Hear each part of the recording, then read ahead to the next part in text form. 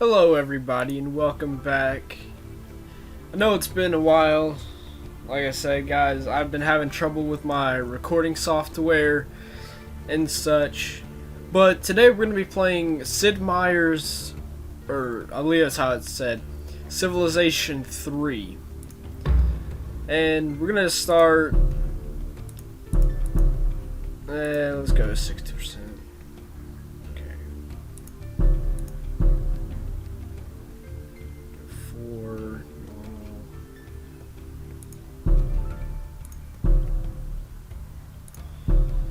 Alrighty, guys. Let's see here. I don't want to have to go. Wait, hold on. 9, 1, 2, 3, 4. Alrighty.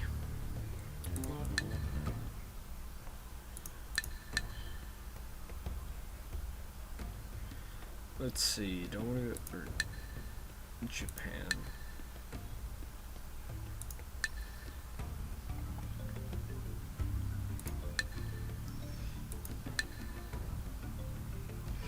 No, we'll go. Yeah, we're gonna go Japan. Hold up. Wheel ceremony. There we go. Alrighty. So, I know a lot of people when they play this tend to not understand it. And rightly so, like, because this game does not have a tutorial whatsoever. So I'm gonna help in okay. So I'm gonna help work on this. Like, I'm going to play this, and I'm going to explain things as we go along for the sake of being able for people to understand how to play the game. Because I will tell you, it is very, very confusing. Okay, good. We have a warrior done. So I'm going to set him to explore.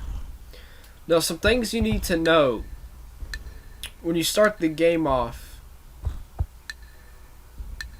is you want to set your warriors, or whoever you get, like, make at least one warrior, a soldier I guess you could say, and have him explore. That way, if there's a little tribe nearby, you can get extra perks, gold, and even other soldiers.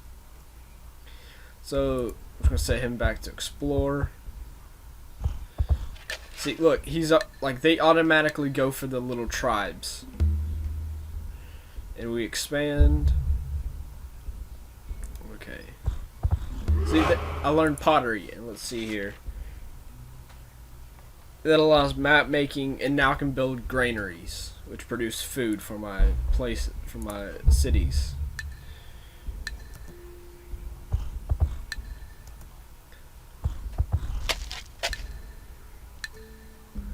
Alrighty.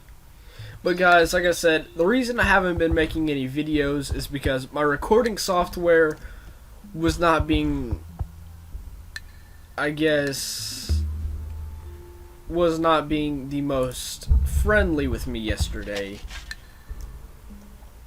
So, I apologize for that, guys. Also, I've been really sick. I'm still a little bit sick, not as bad. So you may still hear it in my voice, or if I go to cough or something.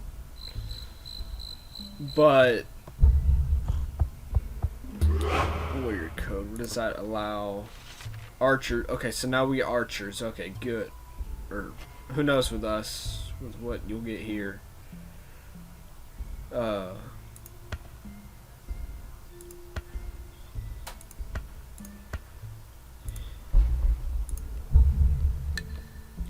But nonetheless, let's go ahead and clear the wetlands. Ooh, volcano erupted. So once you get a worker, you'll want to set him to automate, because he'll go around and do what's necessary for your city to keep producing everything smoothly. I mean, it's not required, like you can have them venture out or whatever, but the problem is they have no good skills, I guess you could say, so they can't attack. So you kind of want to keep them in this area, in the area of your cities. But I mean, like I said, guys, you're free to do whatever. And this is just like a tutorial, I guess you could say. I'm gonna have this as a series just because trying to boost my channel. And guys, little known fact, we broke 100 views yesterday, and I know a lot of you who are gonna be watching this out in the future are gonna be like, wow, it took you like so long. Oh sweet, we got a settler.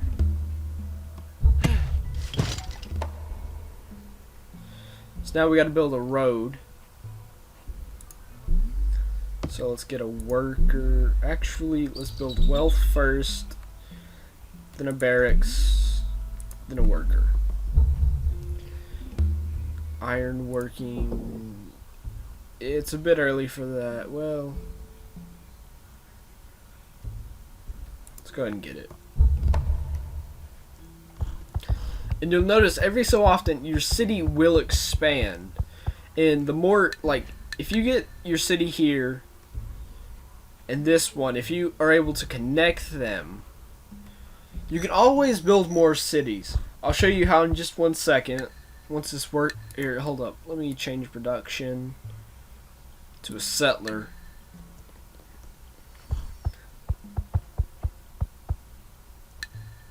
See, they're working on a road now. Okay.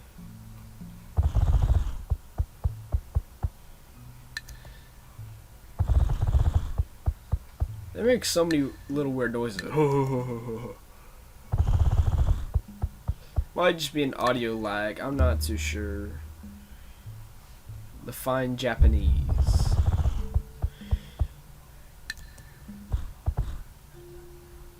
Hold up. And look. And you'll notice these other dotted lines. Those indicate other civilizations. Because you're not the only civilization. So it's actually a pretty realistic game. So let's contact the Iroquois. See what kind. They got alphabet.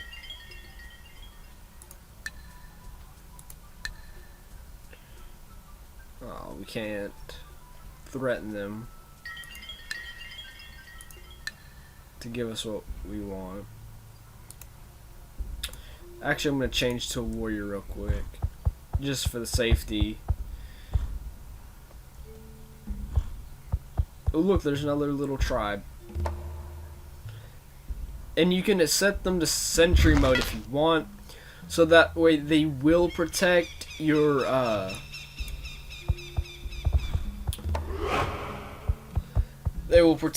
village if it gets attacked. Oh look, they gave me a warrior. Pretty weak, but let's set him to explore as well. Clear the wetlands. And guys, you'll want to clear the forest and wetlands because see here, I'll show you how to make a city real quick. So what you do is you drag them to where you want them to go, pretty much outside of the city, I mean. And give it just 1 second. Look at that. Look, figure out what they got. Oh, that's not good.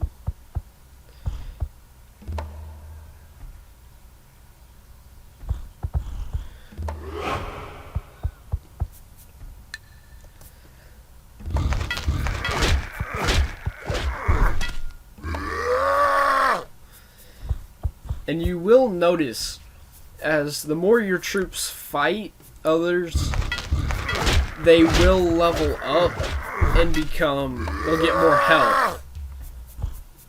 So that's always a good thing. I'm not saying immediately go to war, no.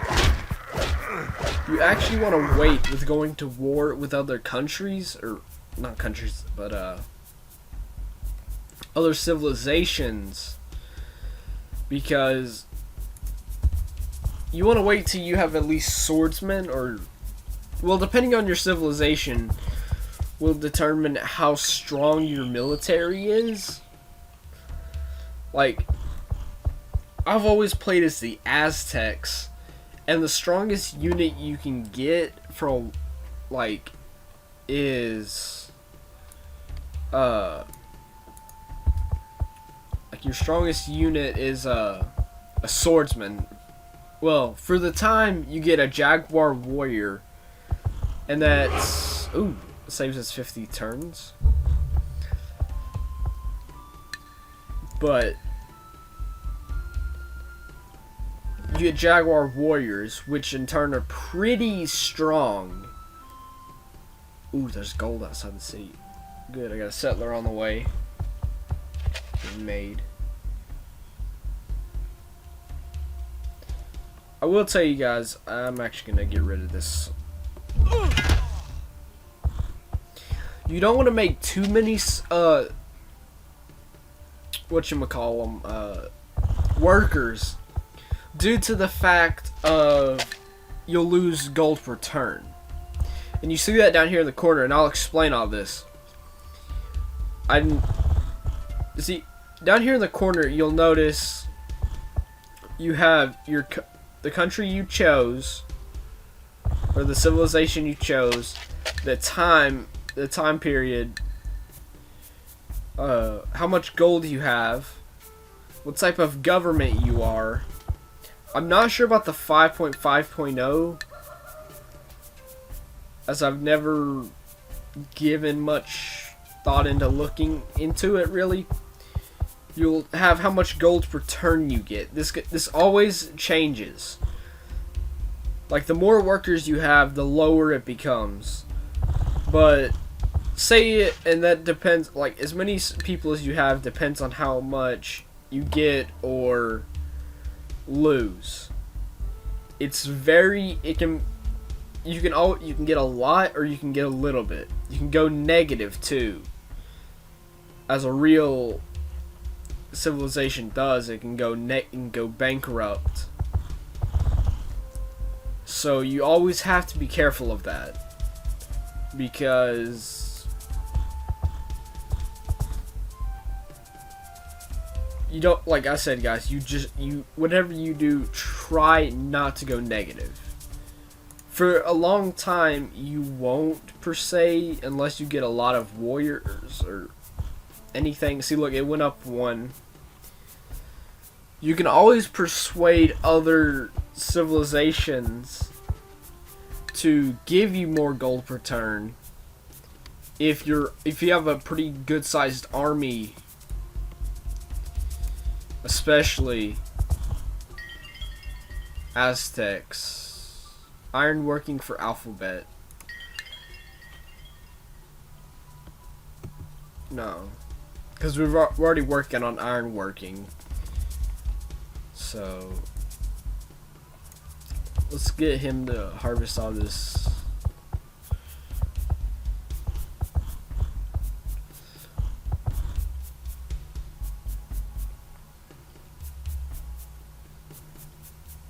See, I seen a yellow cloak. It means Egyptians. Yep. Let's propose a deal.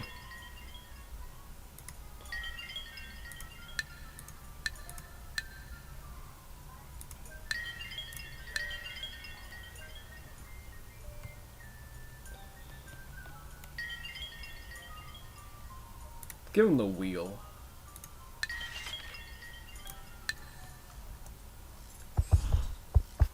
That way I can build, walls.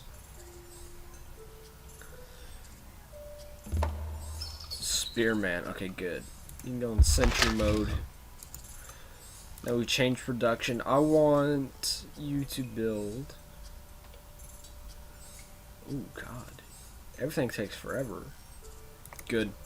Go barracks. Clear the wetlands.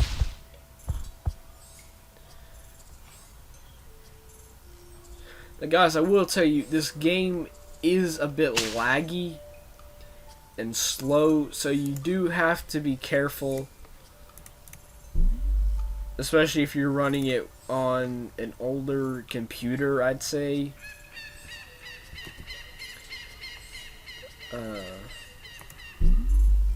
Warrior. So I'll need one of them with that Zhao warrior that close. Oh, there's a big party of them gathering. And you will have to worry about the barbarians and such. I mean, they start off as a nuisance, but over the course of the game, they can get pretty tough, especially later on when you're able to start building tanks and such. That's when they start becoming a problem, because they'll gather in bigger parties, and before you know it, you will lose all your units and you'll lose a lot of gold. So you do have to be careful. See, since they're this way, I actually need to go up that way, so. But I'll have another settler. Actually, I'll just have him wait there. So they got ivory. That's what he's working on. I don't want. I've already got a spearman there. Let's go ahead and work on the pyramids.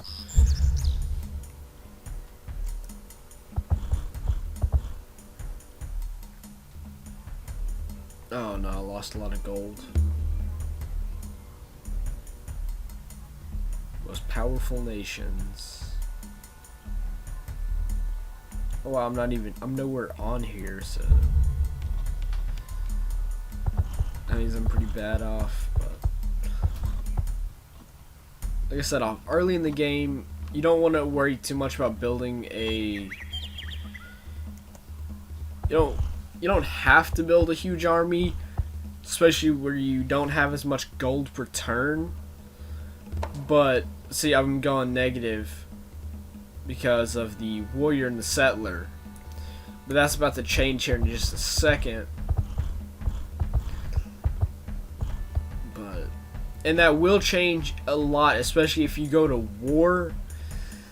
That can definitely bring you down to the negatives. So you always have to be careful of that, guys. Let me kill this guy real quick.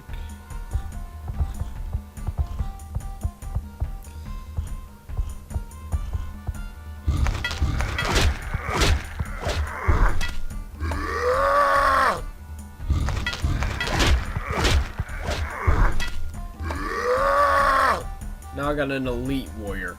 Elite is the highest your soldier can be, and with that he gains he has 5 health.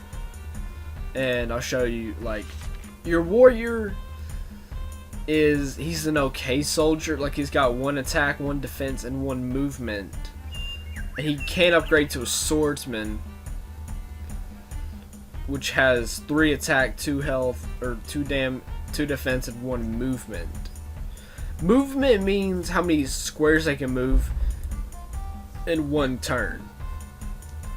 Like, you will notice if there's a road that your troop travels along, they can travel a farther distance per turn. But yeah.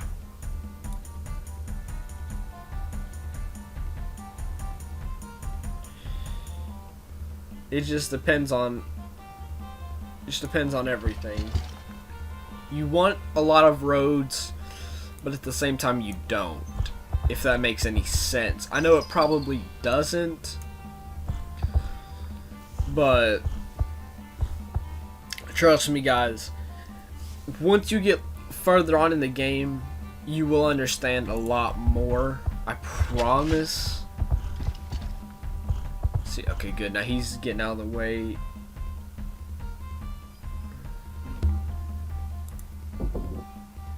Let's research horseback riding. So that way we can get horses on the map, and yeah.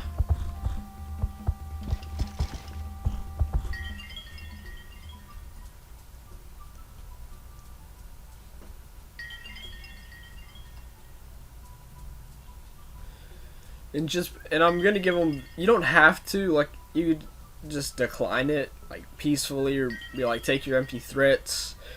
But I'm just gonna give them what they want, just because there is a small chance that you can go to war over little things like that. Yes, move over one. You.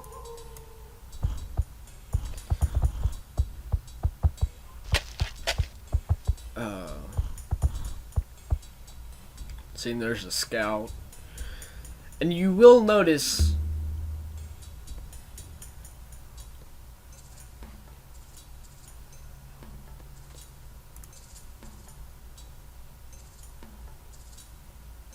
floodplain may be unhealthy. Contact the governor, and anytime that your city falls into anytime your city falls into anarchy or whatever, disorder, just zoom to the city and contact the governor. And all you have to do really is switch the top no to yes and hit enter. That's all you really have to do, and you'll notice that people will be a lot better.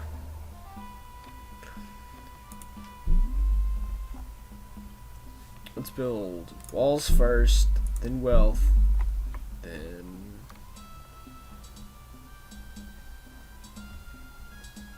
barracks, then a settler. Break.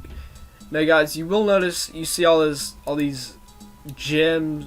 If you right click, you can tell, it'll tell you what the land is good for, like food, gold, shields. It'll tell you the amount you can get. If you see that it has gold on it, you definitely want that, because it will raise your it'll raise your gold per turn really high. Like, I'll show you. If you go to Civilopedia, go down to resources, hit luxury. No, it's not luxury that I was on. It's, well, you can go to luxury, either one. If you go to bonus resources and you hit gold, it's a bonus resource that significantly enhances city production of commerce, which is a fancy word for gold, pretty much. Gold is always visible and explored. Like, to get the bonus, you have to be inside the city's radius, and a citizen laborer must work the square. So what that means is you have to have to get the gold. It's always going to stand right there.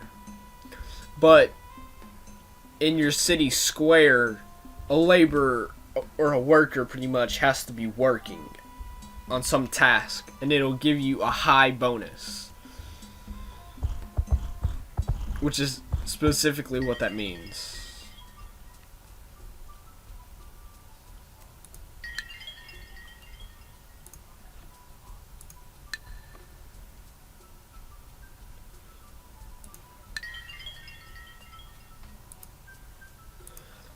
Let's just see if they accept 140.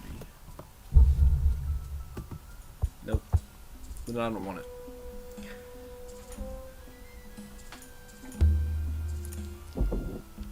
Let's build some walls.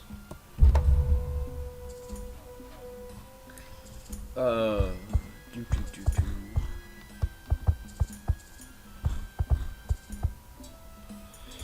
guys, I'm gonna go ahead and end this video right here. And so that way I will explore and expand a little bit on this map just for the sake of time and so that way if we find any other good resources, I can go ahead and show y'all I can go ahead and show y'all how to get the bonuses and such. But it's been Holding Drip 49, and I hope y'all